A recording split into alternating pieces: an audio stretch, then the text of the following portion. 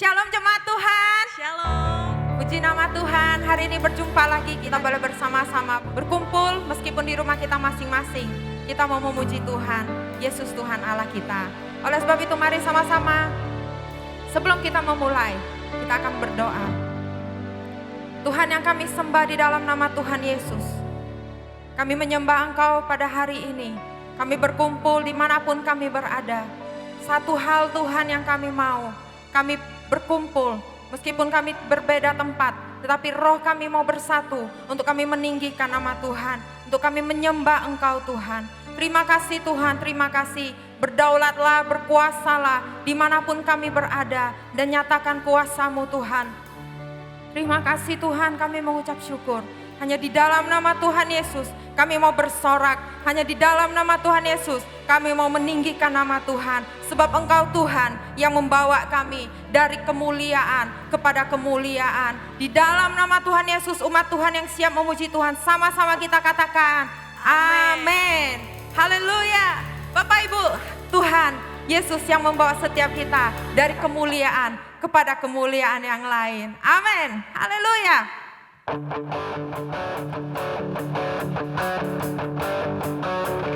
Mari bertepuk tangan dimanapun engkau berada saat ini. Puji Dia.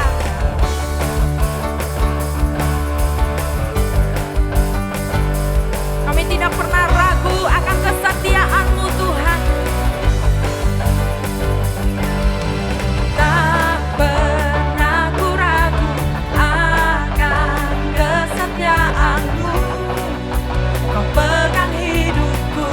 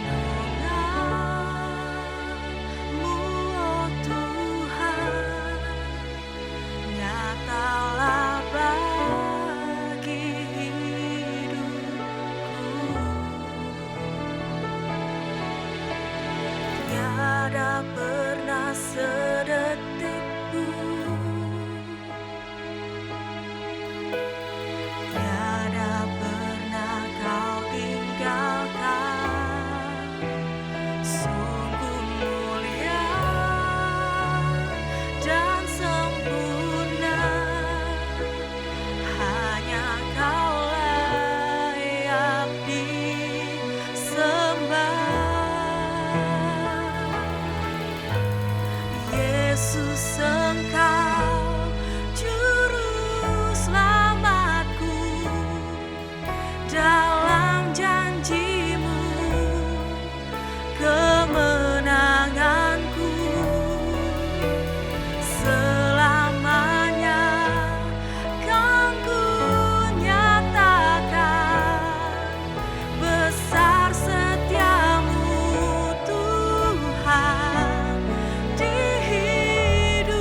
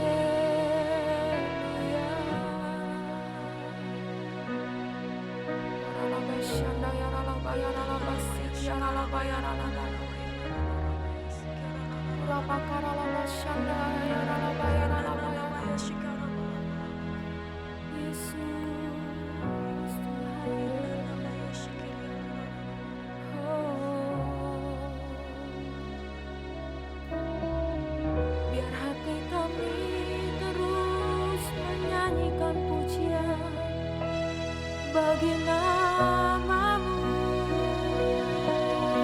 yang maha tinggi, sebab Engkau Tuhan yang maha tinggi telah kubuat tempat perteduhan kami, Allah sumber perlindungan bagi setiap umat-Mu yang memerlukan Engkau ya Tuhan. Engkau Yesus sumber kekuatan bagi kami yang lemah, sumber penghiburan bagi kami yang terluka. Engkau Yesus Tuhan kami, Engkau Yesus Allah kami, yang kami sembah, yang kami tinggikan, dimuliakan Engkau sampai selamanya. Haleluya.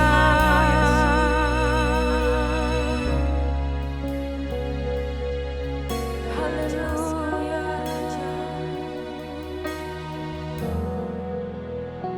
Terpujilah Kau Tuhan.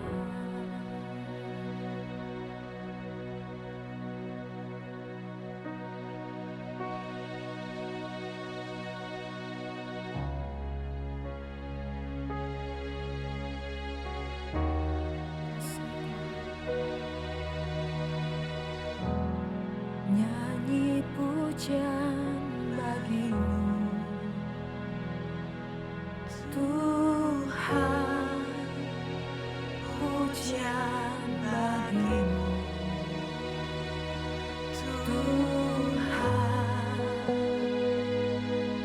nama-Mu besar dan layak dipuji. Mari angkat suaramu, muliakan nama-Mu Tuhan, muliakan nama-Mu, dimuliakan nama-Mu Tuhan,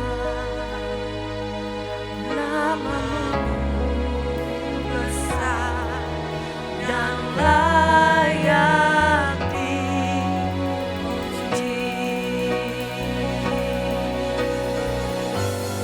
Nyanyi pujian bagi-Mu Tuhan, pujian bagi-Mu. Dengan suara kami, Tuhan, dengan hati kami menyembah Engkau Tuhan Yesus, Juru Selamat kami.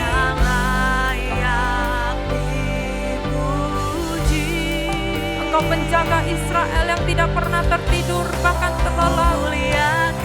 Kami muliakan nama-Mu Tuhan. Tidak ada nama lain yang kami muliakan selain Engkau. Ya Tuhan, nama-Mu besar dan layak dipuji.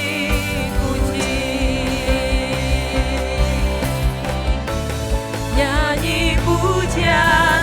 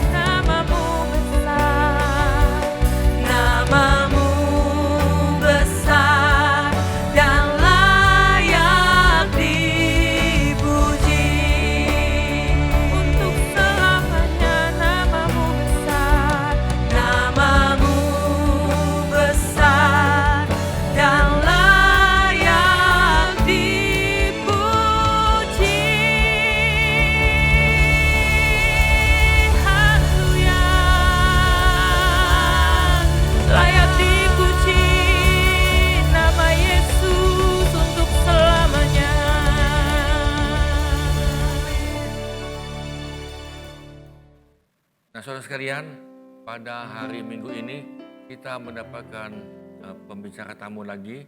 Seperti yang saudara sudah pernah kenal, beliau adalah salah satu dosen di STT Sati di Malang, yaitu Bapak Pendeta Kudus Pardede. Silakan Pak Kudus Pardede, silakan untuk melayani kami. Tuhan memberkati.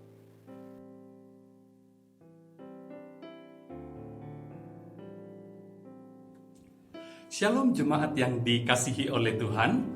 Ketika kita mendengar kata shalom, seolah kita sudah mengidentikan kata ini sebagai salam yang menjadi ciri khas orang Kristen, membedakan kita dengan komunitas agama lain yang punya salam masing-masing. Tetapi maknanya sering sekali karena sering dipakai latah sehingga mengalami erosi. Ketika orang Ibrani bertanya apa kabar, maka kalimat pertanyaannya adalah Shalom leka, adakah damai bagimu? Kalimat pertanyaan ini juga bisa kita tanyakan kepada kita satu sama lain. Adakah damai bagimu di masa PSBB ini? PSBB yang juga beragam istilahnya, physical distancing, social distancing, lockdown, isolasi, karantina, yang sudah berlangsung 6 bulanan ini, menghasilkan respon yang juga sangat beragam.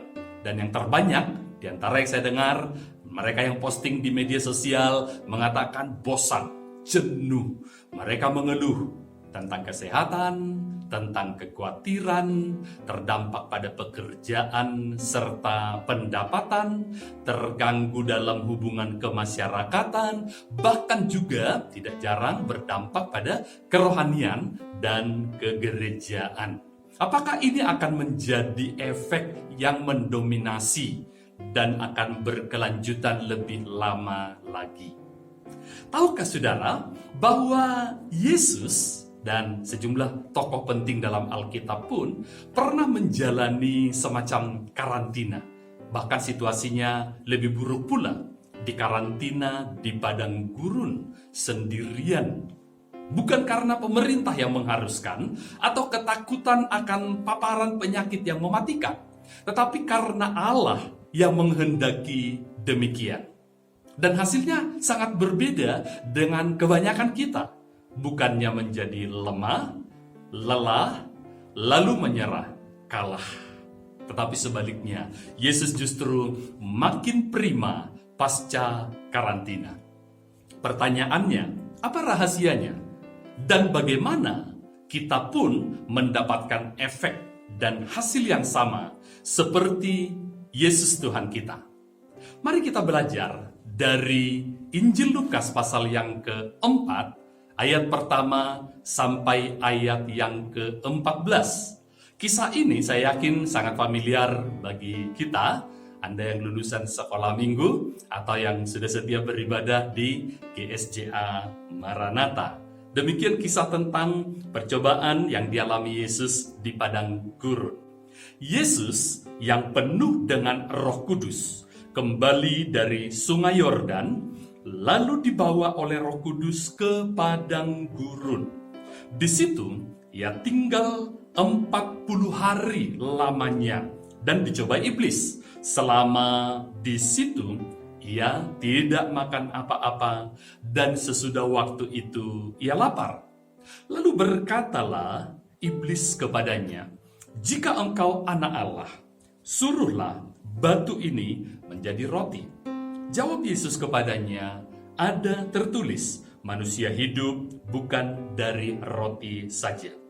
Kemudian ia membawa Yesus ke suatu tempat yang tinggi dan dalam sekejap mata ia memperlihatkan kepadanya semua kerajaan dunia. Kata iblis kepadanya, "Segala kuasa itu serta kemuliaannya akan kuberikan kepadamu, sebab semuanya itu telah diserahkan kepadaku dan aku memberikannya kepada siapa saja yang kukehendaki. Jadi, jikalau engkau menyembah aku, seluruhnya itu akan menjadi milikmu." Tetapi Yesus berkata kepadanya, "Ada tertulis, engkau harus menyembah Tuhan Allahmu dan hanya kepada Dia sajalah engkau berbakti." Kemudian ia membawa Yesus ke Yerusalem dan menempatkan dia di bubungan bait Allah. Lalu berkata kepadanya, "Jika engkau anak Allah, jatuhkanlah dirimu dari sini ke bawah. Sebab ada tertulis mengenai engkau, ia akan memerintahkan malaikat-malaikatnya untuk melindungi engkau. Dan mereka akan menatang engkau di atas tangannya, supaya kakimu jangan terantuk kepada batu." Yesus menjawab katanya, "Ada firman, jangan engkau mencobai Tuhan Allahmu." Sesudah iblis mengakhiri semua pencobaan itu, ia mundur daripadanya dan menunggu waktu yang baik. Dalam kuasa Roh, kembalilah Yesus ke Galilea, dan tersiarlah kabar tentang dia di seluruh daerah itu. Sementara itu, ia mengajar di rumah-rumah ibadat di situ, dan semua orang memuji dia. Dari kisah ini, kita bisa mengambil dua pokok pembelajaran penting. Yang pertama, apa yang berpotensi melemahkan kita, dan yang sebaliknya, pada bagian kedua, apa yang dapat menjadi sumber kekuatan kita untuk tetap prima. Pertama, apa yang berpotensi melemahkan kita di saat karantina? Ayat pertama sampai ayat yang keempat menunjukkan apa yang ditawarkan oleh iblis, yaitu tidak terpenuhinya kebutuhan kehidupan. Anda berkata, wajar dong, aku kan manusia, punya berbagai kebutuhan. Pendeta juga manusia. Dan kita lihat di sini, iblis mengingatkan kita akan hal yang benar, tetapi kepada fokus yang keliru. Perhatikan apa yang dikatakannya. Jika engkau anak Allah, suruhlah batu ini menjadi roti. Saya tidak ragu sama sekali bahwa Yesus sanggup dengan mudah melakukannya. Ingat, mukjizat pertamanya di Kana, mengubah air menjadi anggur. Untungnya bukan menjadi tuak, topi miring, atau cap tikus. Dan kita juga mengingat Yesus bisa memberi makan 5.000 orang hanya dengan 5 roti dan 2 ikan. Sampai disebutkan bersisa 12 bakul. Tentu bersisa 12 bakul itu karena yang makan bukan orang Batak seperti saya. Karena kalau orang Batak makan, tentu akan habis semua. Atau kalau tidak habis dimakan seketika, habis dibungkus bawa pulang. Katanya begitu, saudara. Jika Anda fokus ke arah yang keliru, maka sangat mungkin respon Anda pun akan salah. Dan hasilnya akan melemahkan. Seolah kalau roti ada, masalahmu akan sirna. Maka orang-orang menjadi begitu terobsesi pada kebutuhan dan keinginannya. Repotnya, ketika kebutuhan dan keinginan itu tidak terpenuhi, orang akan mengambil jalan pintas dengan kenekatan tanpa pertimbangan kebijaksanaan. Saudara tahu, orang lapar itu cenderung sensi, gampang marah dan tersinggung kan? Iblis mencoba mengindoktrinasi Yesus agar menempuh cara instan. Lakukan mujizat untuk memenuhi keinginanmu. Engkau berhak, tuntut. Fokusnya digeser dari tujuan mulia kepada kepentingan yang hanya seketika. Maka Yesus memberi jawaban yang tepat, tegas dan telak. Manusia hidup bukan dari roti saja. Orang Palembang tidak hidup dari pempek saja. Orang Batak tidak hidup dari B1, B2, B kompleks saja. Kalau kita membaca kisah pencobaan Yesus yang paralel di Injil Matius, khususnya Matius 4 ayat 4, kalimat itu dilengkapi dengan tetapi setiap firman yang keluar dari mulut Allah. Itu yang akan menguatkan kita. Yang kedua, ambisi menjadi pemegang kendali. Ayat 5 sampai ayat yang ke-8 itu menunjukkan poin tersebut. Segala kuasa dan kemuliaannya akan kuberikan kepadamu. Itu adalah tema besarnya. Lalu ada bintang kecil S dan K berlaku. Syarat ketentuan. Jika engkau menyembah aku. Setiap orang memiliki kebutuhan ingin diakui, aktualisasi diri. Mengapa banyak orang yang tidak mau taat pada aturan jaga jarak, pakai masker, cuci tangan? Mungkin orang akan berkata, emang siapa lo? Mau-maunya ngatur cara hidupku? Terserah gue dong. Ini hidupku, ini wilayahku, ini kekuasaanku, ini kacangku. Yesus sadar bahwa ini adalah jebakan. Seolah memberinya kemuliaan dan kekuasaan. Tetapi begitu dia menyembah setan, Yesus sudah tidak berkuasa lagi dan ia kehilangan kemuliaannya. Yesus menunjukkan bahwa Sang Bapa lah pemegang kendali atas anak-anaknya oleh tuntunan Roh Kudus. Allah lah yang berkuasa atas lokasi padang gurun yang mana Yesus dipimpin saat itu, atas situasi di mana panas terik, sepi, kelaparan, kekurangan, juga atas waktu ketika Yesus ada di sana 40 hari, 40 malam. Dan jika Anda menempatkan diri di bawah kendali Bapa, ia pun sudah mengantisipasi apa yang terjadi dan telah merancang solusi atas kondisi yang seolah terjadi tanpa antisipasi ini. Itu yang kedua. Lalu yang ketiga, apa yang membuat kita bisa lemah dalam masa-masa sedemikian? Ketidakmengertian akan firman Tuhan. Ayat 9 dan sampai ayat 12 memberi kita petunjuk demikian. Iblis mengutip ayat kitab suci dari Mazmur 91 ayat 3 sampai 7. Antara lain di dalam Mazmur tersebut dikatakan, engkau tidak usah takut terhadap penyakit sampar yang busuk, terhadap penyakit menular yang mengamuk. Iblis mau Yesus membuktikan janji firman Tuhan bahwa Sang Bapa akan menjaganya saat menjatuhkan diri dari bubungan bait Allah yang diperkirakan tingginya bahkan 120 meter.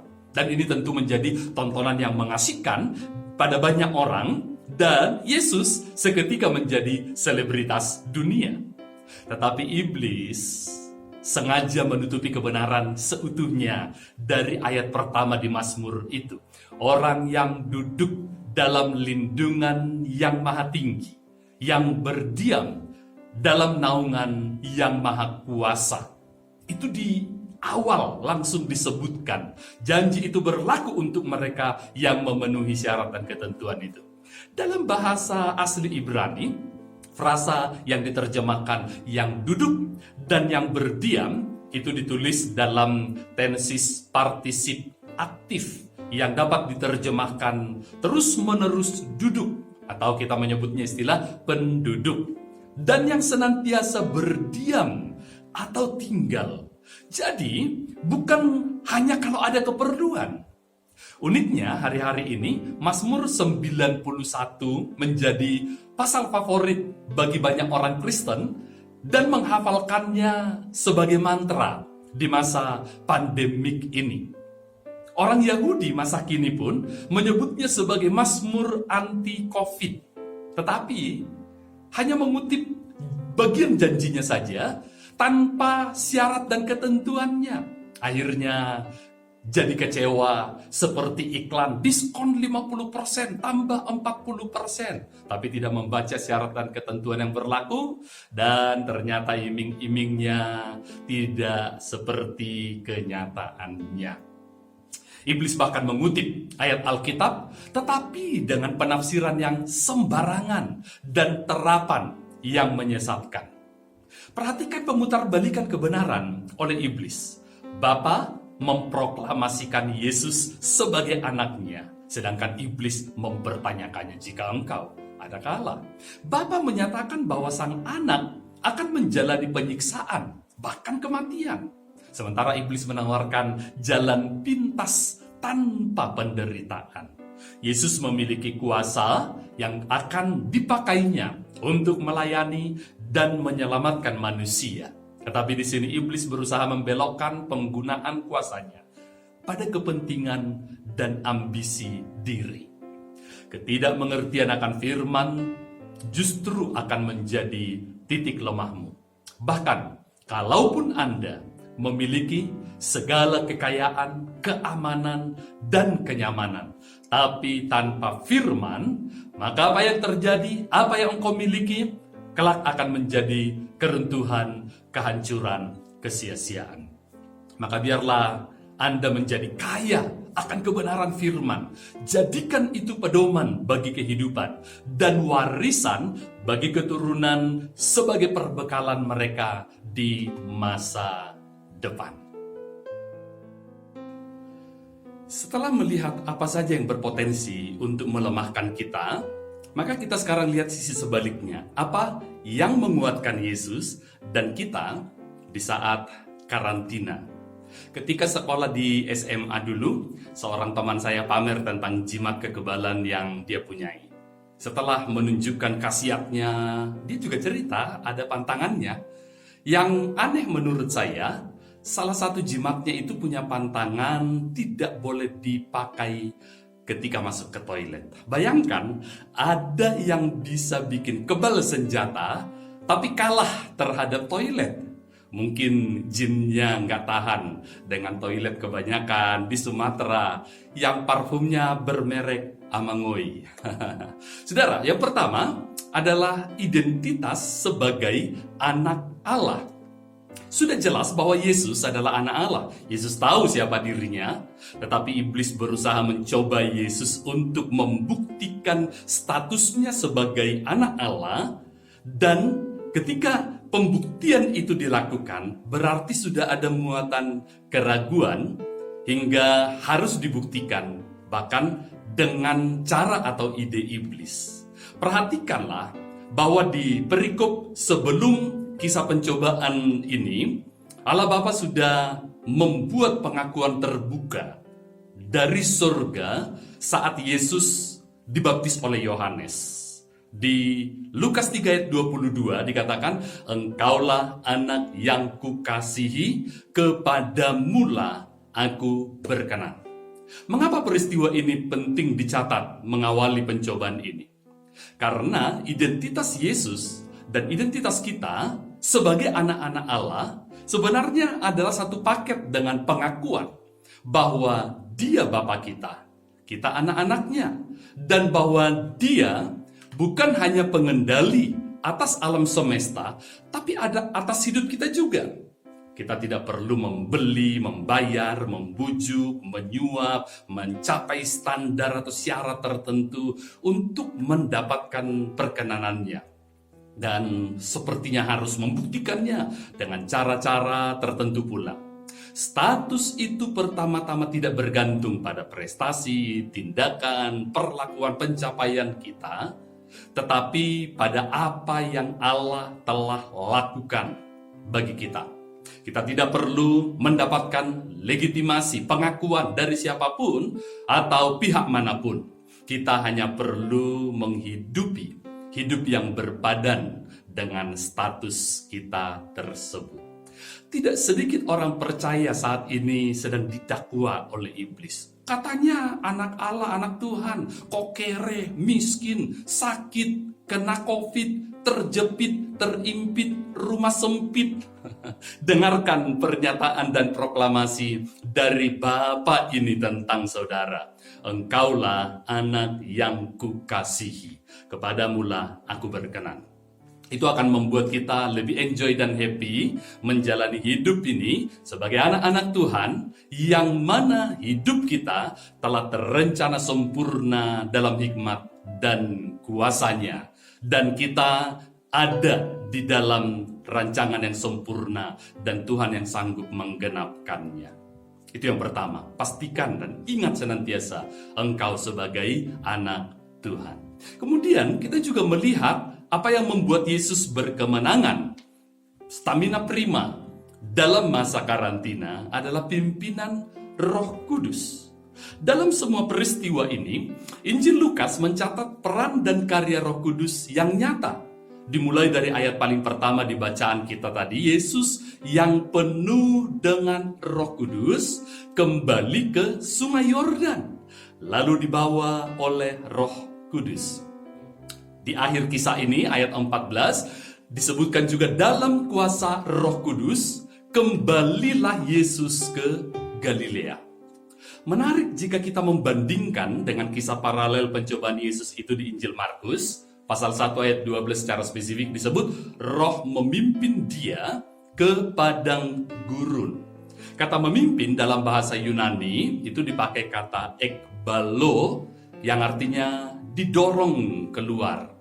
Biasanya kata ini dipakai karena ada semacam keengganan atau kecenderungan, bahkan mungkin kadang penolakan, sehingga dibutuhkan sebuah dorongan yang lebih kuat. Memang secara umum Roh Kudus sering sekali dipakai memimpin kita dengan suara yang lemah lembut di dalam hati nurani. Tetapi ada kalanya diperlukan dorongan yang lebih kuat agar kita tanggap lalu bergerak ke arah yang Tuhan ingin, Tuhan rencanakan di mana dan kemana. Dan nantinya di sana tersedia apapun yang kita perlukan. Di sini diperlukan asah kepekaanmu, tingkatkan ketaatanmu, ikuti arah yang Tuhan ingin untuk kita tuju. Pimpinan Roh Kudus ini dalam satu sisi semacam GPS bagi kita ketika kita melintasi daerah yang kita tidak kenali sekalipun.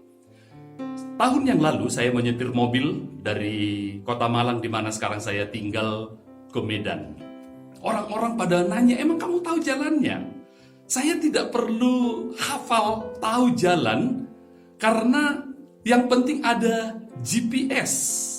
Katanya GPS itu orang Indonesia membuat singkatan goblok pasti sampai. Yang saya maksudkan di sini adalah ketika saya melintasi jalan yang saya tidak tahu, saya dipandu, saya diberitahu. Bahkan di satu lokasi melintasi atau melewati perbatasan Riau menuju ke Sumatera Utara, terjadi kemacetan. Rupanya ada kemacetan karena kecelakaan jauh di depan. Tentu saya tidak tahu apa-apa, dan GPS saya memberitahu itu. Dan yang unik lagi, ditunjukkan ada jalan alternatif. Awalnya saya ragu, ini jalan nyampe enggak? Karena ini melewati perkebunan. Tetapi ketika akhirnya saya memutuskan untuk mengikuti, mungkin jalannya tidak semulus yang pertama, tetapi saya bisa mendahului kemacetan itu. Yang lain masih terjebak berlama-lama, saya sudah mendahului jauh di depan sana. Nah, di sini saudara-saudara, kita bisa melihat bahwa Anda tidak selalu harus tahu apa yang terjadi di depan, kesulitan yang melintang, cobaan yang menghalang, godaan yang menghadang.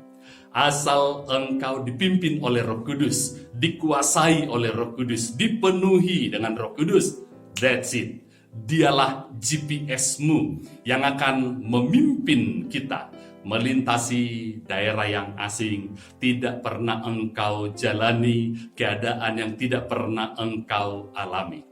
Parakletos sudah membaca jauh ke depan, bukan hanya ke masa depan, bahkan lebih jauh hingga ke kekekalan. Ikuti pimpinan dari Roh Kudus ini. Kemudian yang ketiga adalah bertindak dalam jalur trak kebenaran firman Tuhan. Perhatikan, Yesus selalu mengutip ayat firman Tuhan yang tepat sesuai dengan kebutuhan sesaat. Ada tertulis 3 kali itu dicatat dalam perikop bacaan kita di ayat 4, ayat 8, ayat 12 di setiap pencobaan itu. Ini seperti seorang montir. Semakin lengkap alat yang tersedia, semakin cepat, tepat, dan akurat pekerjaan yang dihasilkannya. Ada alat yang tepat untuk setiap jenis pekerjaan yang dilakukan. Ada nomor kunci untuk setiap ukuran mur dan baut. Jika alatnya tidak ada, orang bengkel bilang, apa boleh baut? Katanya begitu. Apakah engkau memiliki alat atau senjata yang lengkap dan cukup untuk menolongmu setiap saat? Sejak sekolah minggu kita sudah diajari nyanyian baca kitab suci, doa tiap hari kalau mau, tumbuh. Anda tidak cukup hanya tahu kisah sekolah minggu tentang Lazarus, Sakeus, Paulus, Hudus. Hudus tidak ada dalam kisah sekolah minggu, saudara. Dan tidak bertambah dan bertumbuh lagi.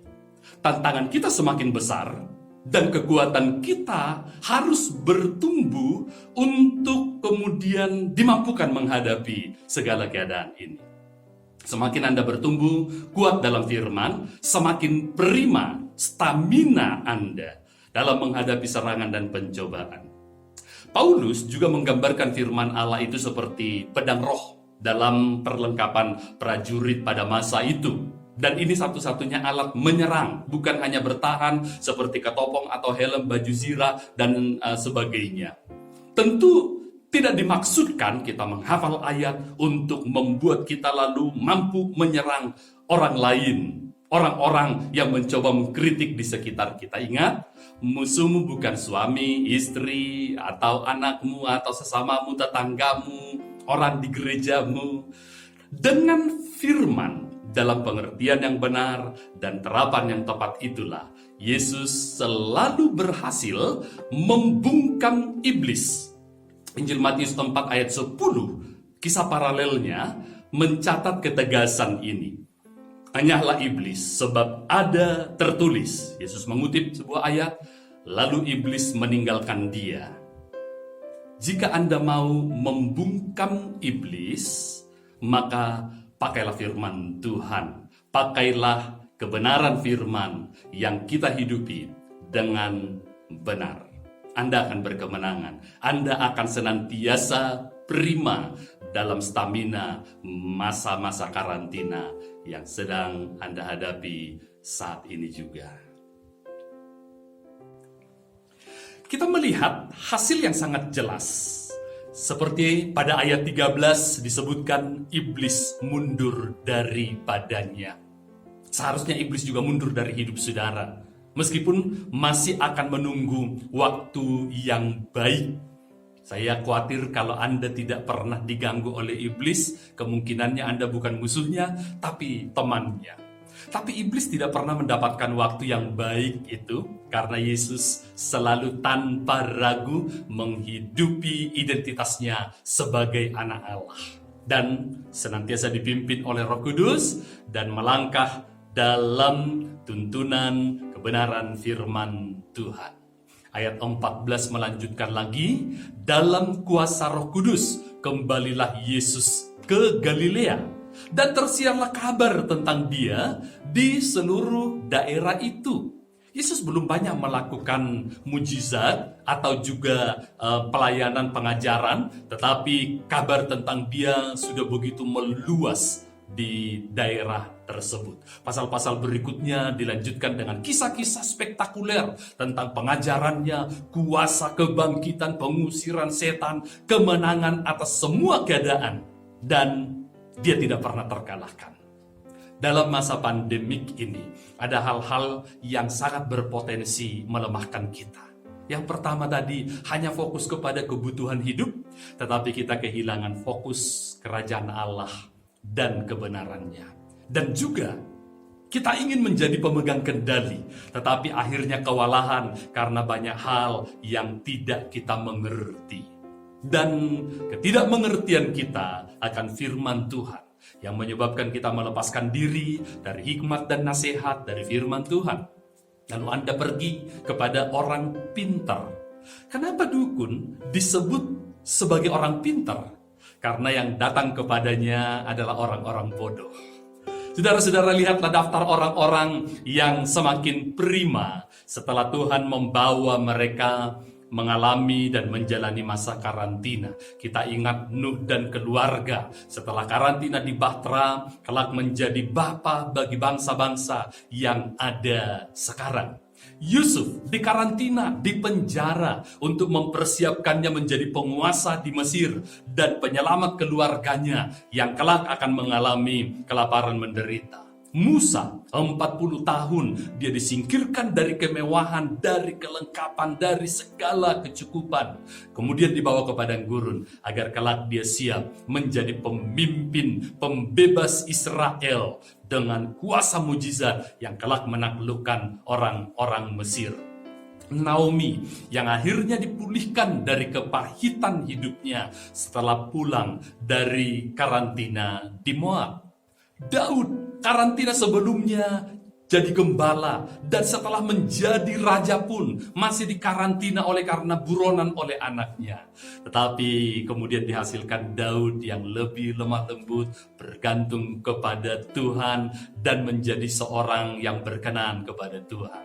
Elia di sungai Kerit yang terpencil, terkucil, dan dia menjadi yang terkecil. Tetapi menjadi kuat meski kelak sendiri menghadapi dan berkonfrontasi dengan ratusan nabi Baal.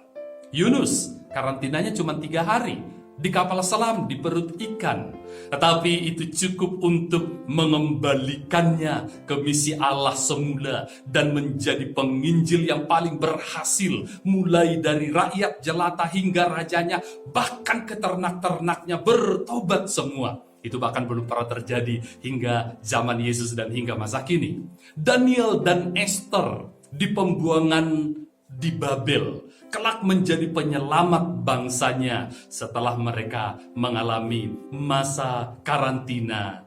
Murid-murid Yesus harus berkumpul dulu di loteng Yerusalem, dan dari sana mereka diberi kuasa menjadi saksi sampai ke ujung bumi. Paulus di padang gurun Arabia harus menjalani karantina ini untuk mempersiapkannya menjadi rasul bagi bangsa-bangsa bukan Yahudi.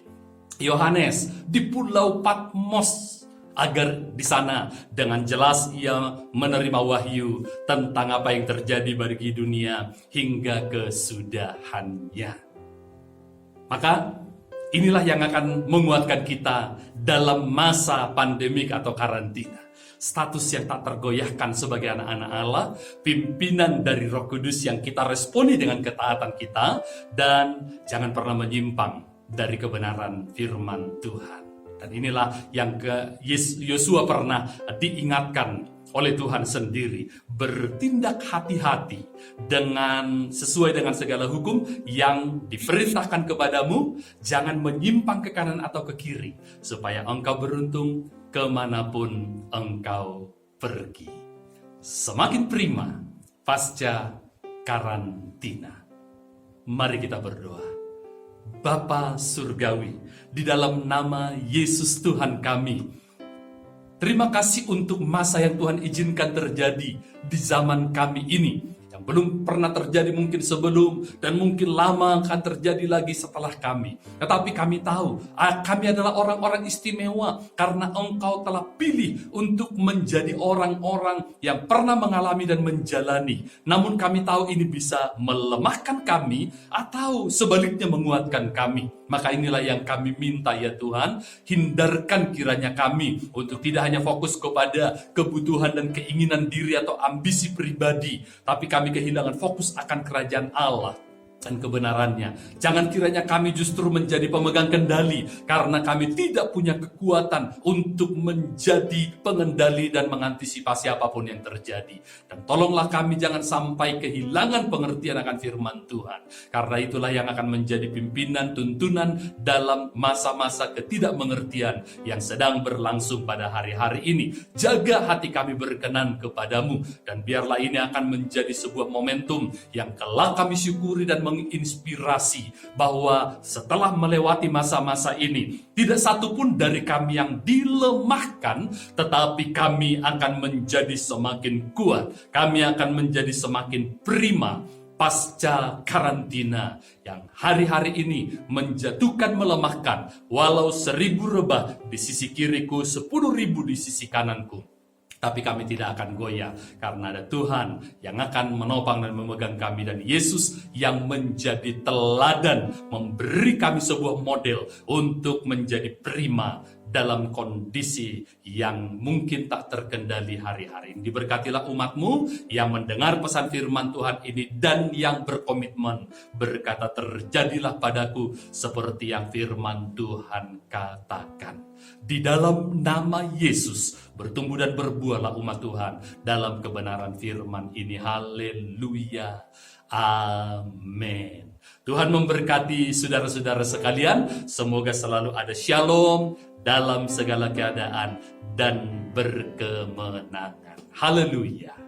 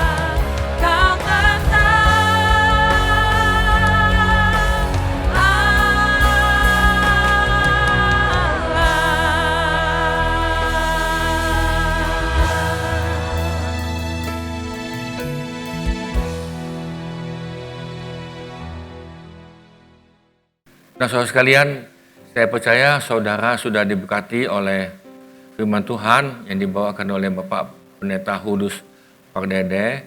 Beliau adalah salah satu dosen di STT kita yang cukup terkenal, yaitu Sati di Malang. Dan biarlah kita dalam keadaan pandemi ini, dalam keadaan apapun, kita tetap prima. Kita tetap terus setia pada Tuhan, dan sampai kita dipanggil Tuhan, tetap setia.